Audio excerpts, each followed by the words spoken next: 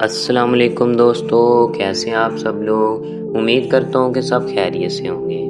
دوستو، آج میں آپ کو ایک ایسا واقعہ سنانے جا رہا ہوں جو کہ آپ کو زندگی میں کچھ کر دکھانے کی ہمت اور طاقت بخشے گا۔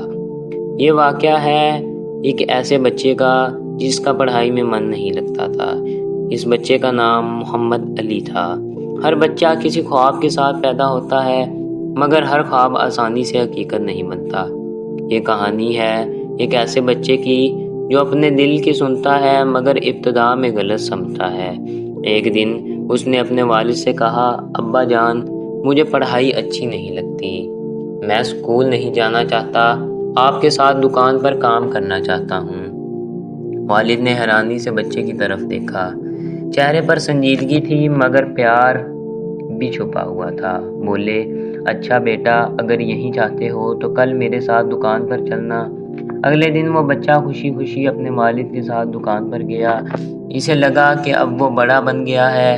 وہ سوچ رہا تھا کہ اب میں کماؤں گا، کچھ سیکھوں گا۔ دکان پر گاہک آ رہے تھے، چیزیں پوچھ رہے تھے، پیسے دے رہے تھے۔ والد مال توڑ رہے تھے، حساب کر رہے تھے، لیکن وہ بچہ خاموشی سے کونے میں بیٹھا ہوا تھا۔ چند گھنٹوں ہی میں اس کی مسکراہٹ غائب ہو گئی۔ حساب کتاب سمجھ نہیں آ رہا تھا، سودا پیک کرنا مشکل لگ رہا تھا۔ اسے لگا یہ کام اس کے بس کا نہیں، اس کا دل گھبرا گیا، وقت جیسے رک گیا ہو۔ شام کو جب وہ گھر واپس آیا تو تھکا تھکا سا لگ رہا تھا۔ والد نے نرمی سے پوچھا، کیسا لگا آج کا دن؟ کچھ دیر خاموش رہنے کے بعد اس نے سر جھکایا اور دھیرے سے کہا، ابا جان، مجھے یہ کام نہیں آتا، مجھے اسکول جانا ہے، مجھے پڑھنا ہے، مجھے کچھ بننا ہے۔ والد مسکرا رہے تھے، ان کی آنکھوں میں فخر تھا۔ انہوں نے پیار سے کہا، جاؤ بیٹا، دل لگا کر پڑھائی کرو، تمہاری منزل تمہیں ضرور ملے گی۔ اگلے دن وہ بچہ واپس اسکول گیا اور پھر کبھی مڑ کر دکان کی طرف نہ دیکھا۔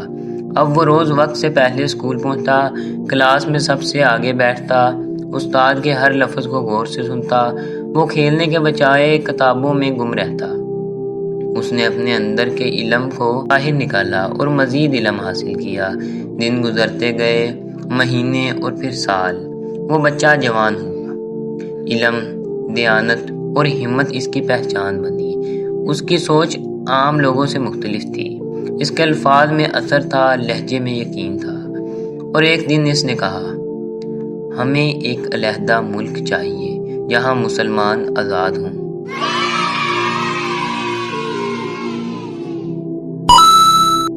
وہی بچہ جس نے کبھی کہا تھا مجھے پڑھائی اچھی نہیں لگتی، آگے چل کر قائد اعظم بن گیا۔ قائد اعظم محمد علی جناح۔ جی ہاں دوستو، وہی قائد اعظم محمد علی جناح جنہوں نے پاکستان بنایا۔ دوستو، علم سے، کردار سے اور اصولوں سے قوم کو قائد اعظم محمد علی جناح نے جگایا۔ دوستو، ہر بچے کے اندر ایک چمکتا ہوا ستارہ چھپا ہوتا ہے، اسے صرف پہچاننے، سنوارنے اور راستہ دکھانے کی ضرورت ہوتی ہے۔